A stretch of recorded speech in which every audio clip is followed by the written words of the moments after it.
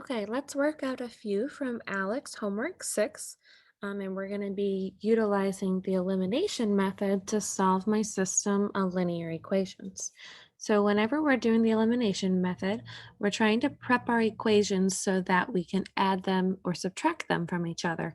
And so you always want to make sure that everything is nicely lined up. And I am, okay? I think that all of the ones here in Alex are going to be nice for you. The next thing you want to do is try and see which variable you're going to eliminate by looking at the coefficients. I see that the x already has common coefficients. The only thing is that they are the same. So you have 4 and 4. So if you wanted to eliminate them, you won't be adding, but you'll be subtracting. Okay. Now, some of us do like to rewrite so that we distribute that subtraction sign. Okay.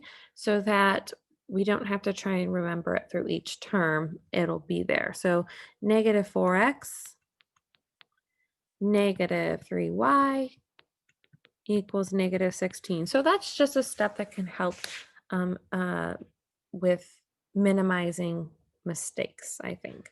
So now we can just add them together since their signs are opposite. So the x's will go away. Positive 2 minus 3 gives me a minus 1y, or just you can write minus 1y, it's fine, or just negative y, either one. And then I'll get a negative 8 here. Divide by that negative 1 and you get y equals 8. Okay, now that's just part of my solution. You have to find both parts of your ordered pair. To find the x now, all I have to do is plug this into one of the original equations. So it doesn't matter which one you pick. I might pick the top one because the numbers look like a little bit smaller. Not a lot, but a little bit. Multiply that by 8. So I have 4x plus 16 equals 8. Then I subtract 16, and I have 4x equals negative 8. Divide by 4, x equals negative 2. So this example was nice because they already lined everything up and the coefficients were already common, so I didn't have to do any of that multiplying beforehand. So let's look at the next one and see what that one looks like. Okay, so number 2 is very similar. Um, One thing that's nice too about number 2 is that my y's have not only common but opposite coefficients. So it's going to be even easier, I feel like, because it's going to be an addition. So like I said, those subtractions can get a little bit tricky. So I always like to just distribute that minus sign to turn everything into its opposites. So I end up with 12x, the y's go away, equals 29 plus negative 8 is 21. And I'm sorry, guys, I'm not left with 12x. I'm not multiplying, I'm supposed to be adding. I'm left with 7x. Okay, now let's divide by 7 to eliminate or to isolate that x. So I have x, those go away, x equals 3. Okay, now to figure out what y is, plug it into either equation. It does not matter, just one of the top ones. So instead of x, I'm going to plug in negative or positive 3. So I have 12. Now I have 12 plus 2y equals negative 8. Subtract 12. So I have 2y equals negative 20. Divide by 2. I have y equals negative 10. So y equals negative 10. All right, and that's my solution. If I plug them back in, both equations would be satisfied.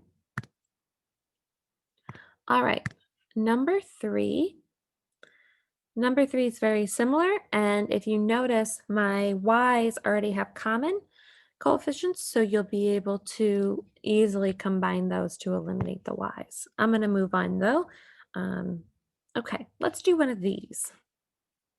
Here, I noticed, first of all, everything is lined up, but I don't have any common coefficients. So I'm looking, I have a +7 and a -4 and a +8 and a -9. I don't think I'm going to be able to manage only eliminating one. So I know I'm going to have to eliminate or multiply both equations by some number, okay? And so I'm going to go ahead and choose to eliminate the x's. Why did I do that? Well, I know I'm only going to have two, so I'm going to take this 4 right here. I'm going to multiply it up there, and then I'm going to take this 7 and I'm going to multiply it down there. Now, if I would have done the y's, I would be multiplying by 8 and 9. They're just bigger numbers, so that's why I chose the x. But if you want to do the y's to see that we'll come up with the same answer in the end, go for it. I do only have to multiply by positive numbers because my original coefficients are already opposites. The only reason you would need to multiply by a negative number is if you were trying, if both of your coefficients were the same sign and you were trying to make them opposites. So I'm going to go ahead and rewrite these. And I'm going to write them off to the side over here. So I have 28x plus 56. Oh, nope, I'm sorry. I did 7 times 8. So the easiest, or the place where you get most tripped up. 4 times 8 is 32. Y equals 4 times 23. Well, 4 times 25 is 100. So I'm going to have 92. Okay. Now we're going to do the 7. So I'll have negative 28x plus 63y equals 7 times negative 22. 7 times 20 gives me 140. And then plus 14 is going to give me 154 negative. We might need to bust our calculators out on these guys. They might be a little bit bigger. Okay, so the x's go away. Perfect. So I have 32 plus 63. I end up with 95y equals, let me erase this, equals, so I have 52 or 154 minus 92. So that would be negative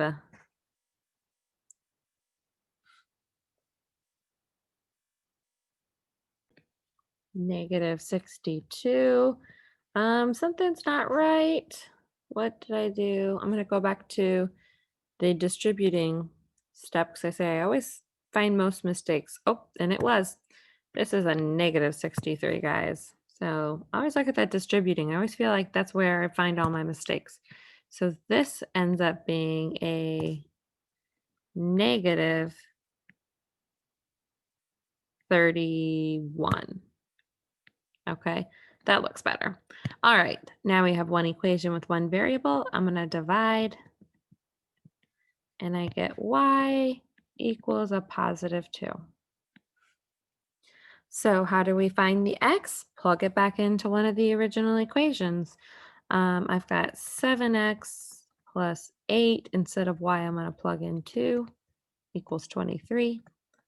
7x plus 16 equals 23. Subtract 16. I get 7x equals 7. Divide by 7. And I get x equals 1. Okay, so with the Aleks ones, I feel like they're always going to make you multiply both equations, okay, to be able to get those. So having a calculator nearby will help because some of these numbers might get a little bit bigger. Okay, so a number 5, okay, everything is lined up perfectly. And I do notice that I'm going to need to multiply both equations because I can't turn my 5 into 6, right? I can't turn 5 into 6, and I can't turn 2 into 5.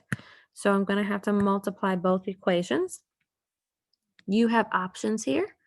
I'm going to eliminate the y's only because the number is just a little bit smaller. So I have a negative and a positive. So I know my signs are perfect how they are, So I don't need to multiply by any negatives, but I'm going to multiply this one by the 2 and this one by the 5, okay? All right, let's distribute.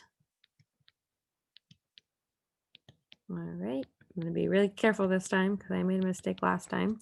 So I have 5 times 5 is 25x minus 10y equals, let's see, 5 times 20 is 100, 5 times 2 is 10, so negative 110. All right, 2 times negative 6 is negative 12x. 2 times positive 5 is a positive 10y equals 32. Add those together. My y's are going to go away, which is perfect. 25 minus 12 is 13. X equals 110 minus 32 gives me, what's that going to give me? So we've got, can't take 2 from 0, 8, 78, a negative 78. And then we'll divide by 13. So I have x equals negative 6. Okay, so how do you find the y? Plug your x into either one of the original equations. 5x minus 2y equals negative 22. Okay, and I'm going to substitute that x with a negative 6. So I get negative 30 minus 2y equals negative 22. I'm going to add 30 to both sides. We end up with negative 2y equals a positive 8. Divide by negative 2. I get y equals negative 4. Okay, and so let's see. I think all of them from here on out are about the same. Let me just double check. Yeah, I don't think we're going to have to do anything other than exactly what we are doing right now. Yep. So if you guys have any questions on these, just let me know.